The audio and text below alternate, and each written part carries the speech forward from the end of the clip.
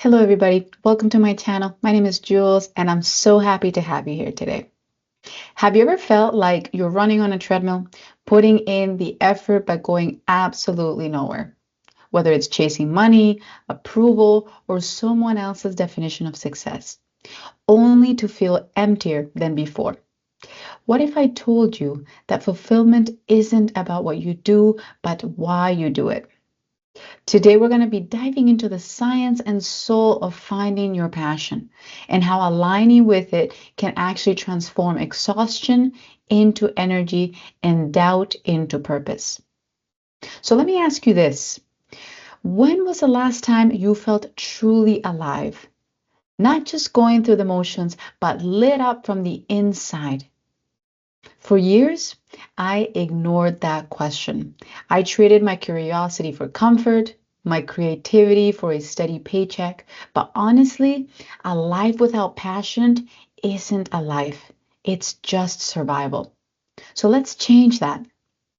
Let's clarify the difference between passion and purpose. Passion is what excites you.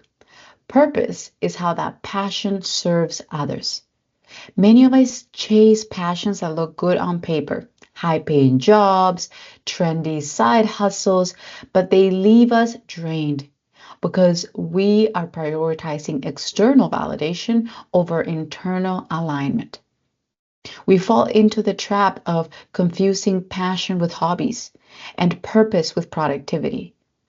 But the true passion isn't just something that you enjoy, it's actually something that connects you to others. For example, cooking becomes purpose when you're feeding a community. Writing becomes purpose when your words heal somebody's pain. I spent years convincing myself that my passion was technology. The money was great, but every Sunday night I dread Mondays. My cup was empty.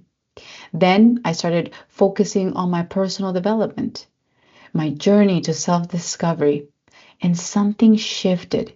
For the first time, the work I was doing didn't drain me, it filled me. Because I wasn't just chasing money, I was connecting. I was learning how to become better, and I was sharing that message. Bob Proctor once said, your purpose isn't something you determine, it's something you discover. It's already within you, shaped by your values, by your experiences, and the unique way that you see the world. When you align when you align with that, success becomes a byproduct, not the goal. Science also backs this up. Studies shows that when we engage in activities aligned with our purpose, our brain releases dopamine and serotonin, chemicals linked to motivation, focus, and happiness. These aren't just fleeting highs, they rewire your brain to crave growth and meaning. But when we chase extrinsic rewards like money, status, or validation, our brain releases cortisol, the stress hormone. And over time, this creates a cycle of burnout. You work harder to earn more only to feel more disconnected from yourself. A 10-year study at the University of Pennsylvania found that people who linked their work to a greater purpose reported a 50% higher life satisfaction. They were also 3 times more resilient during setbacks. So your passion isn't selfish, it's a gift. When you honor it, you're not just helping yourself, you're inspiring others to do the same. Think of it as a ripple effect. One person's courage gives permission for others to follow. So, how can you discover your passion? Well, let's discuss it in 4 steps. Step one, audit your energy. Track your activities for a week. Use a simple spreadsheet or a journal or something to note which tasks leave you energized versus which tasks leave you drained. Passionate work expands your energy, even when it's hard. For example, maybe writing emails drains you, but brainstorming ideas lights you up. Those energy spikes are clues. Number two, identify flow states.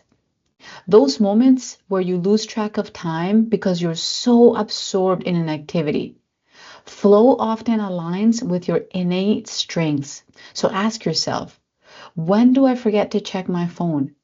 Is it while I'm painting? Is it while I'm coding? Or is it when I'm coaching friends? That's your brain signaling this matters. Step number three, ask better questions. Instead of what's my passion, which feels overwhelming, ask yourself, what problem breaks my heart? What would I do if money didn't matter? What did I love doing as a child? Kids are unapologetically passionate before society tells them to be practical. Bob Proctor calls this thinking from the end. Envision your ideal life first, then reverse engineer the steps from there. For me, that meant imagining a community of people supporting each other's growth. Step number four, start small, but start. Passion isn't found, it's built. So you don't need to quit your job today. It really just starts with 50 minutes. Write a poem, volunteer at an animal shelter, or share a vulnerable post online. Action creates clarity. You have to overcome buts and also crush these excuses that I hear all the time. Excuse number one, I'm too old to start over. No. Samuel L. Jackson landed his breakout role at 43. Julia Child published her first cookbook at 50, and author Toni Morrison wrote her first novel at 39. Passion doesn't expire, it deepens with time. Your experiences are an asset, not obstacles. Another excuse I hear all the time is, what if I fail? You will fail, but failure is data, not destiny. Every no gets you closer to a yes. Thomas Edison didn't invent the light bulb. He discovered 1,000 ways not to build one. Excuse number three, I don't have time. We all have the same amount of time. Beyonce, just like us, has 24 hours. You have 24 hours. The difference is how you prioritize. Start with 15 minutes a day. Write during lunch breaks, sketch before bed. Consistency, it compounds.